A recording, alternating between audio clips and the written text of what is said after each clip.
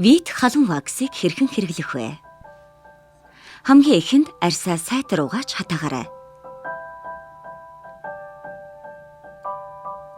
Дараа нь ваксны савны таглаа болон тугалгын цаасыг авч богино долгионы 140 секунд. Эсвэл буцалж байгаа устай савнд 10 минут халаасны дараа гаргаж тавин 1 минут орчим байлгаад зэрүүлтийн хусуурыг дүрж шалгана.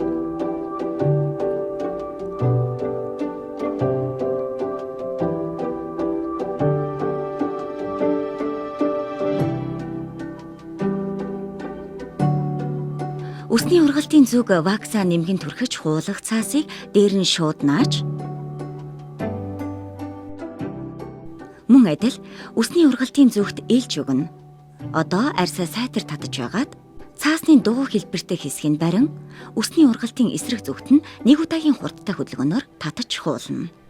Харин сугны хэсэгт ус 2 зүгт ургадаг учраас 2 удаа вакс түрхэж хуулах хэрэгтэй.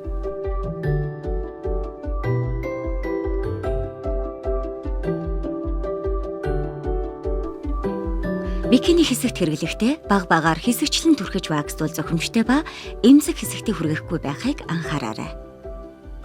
Эцэст нь арьсаа усаар сайн зайлж угаан ваксын үлдэгдлийг бүрэн арилгаж арчиж хатаана. Ингээд л боллоо.